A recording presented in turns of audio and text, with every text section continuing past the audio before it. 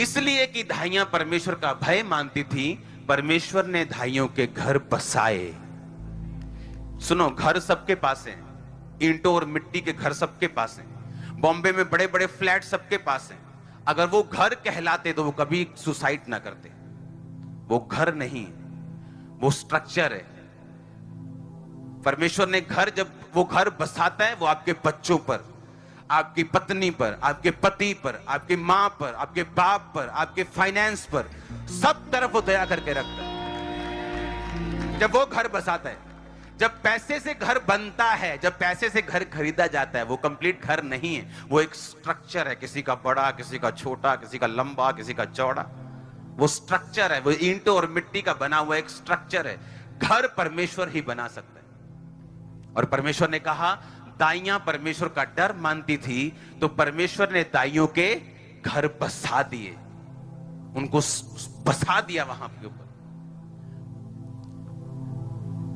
दाइयां भी ये बात जानती थी कि अगर हम ये काम नहीं करेंगे तो परमेश्वर कहीं और से कर लेगा।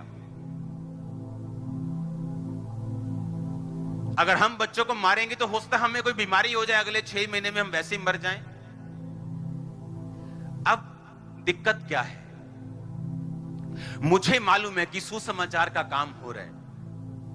कलीसिया को मालूम है कि ये लोग, ये सेवकाई, ये सेवकाइयां, ये लोग ये परमेश्वर का काम कर रहे हैं।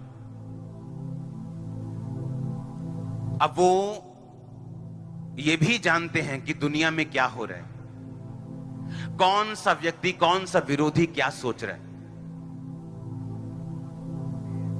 कलीसिया तब आशीषित होती है जब वो परमेश्वर के बनाए हुई योजनाएं, जो वो अपनी आंखों के सामने देख रहा है, उन्हें पूरा करने के लिए परमेश्वर की हेल्प करे।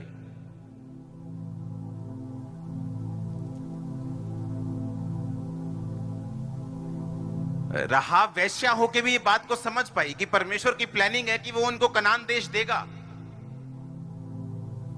उसे मालूम था ये बात। उसे गवाही सुनी कि मिस्र का जो समुद्र था वो 2 भाग हो गया, बड़े बड़े राजा चूर हो गए, बड़े बड़े राजा मिट्टी में मिल गए, इन्होंने सबको हरा दिया। ये परमेश्वर की योजना है, मैं उस योजना में शामिल हो जाऊंगी। हालेलुया। आज लोगों को मालूम है कि ये परमेश्वर का जन है, ये सेवकाई है जो काम कर रही है। और अगर वो हेल्प से पीछे हटते हैं, जहां वो कर सकते हैं, क्योंकि उनको अपना कैरियर प्यारा है, किसी को अपना पैसा प्यारा है, किसी को नाम प्यारा है, किसी को अपना परिवार प्यारा है, लेकिन वो नहीं जानते जिन चीजों को वो बचा के रख रहे हैं, वो आने वाले समय में प्रभु उनसे छीन लेगा।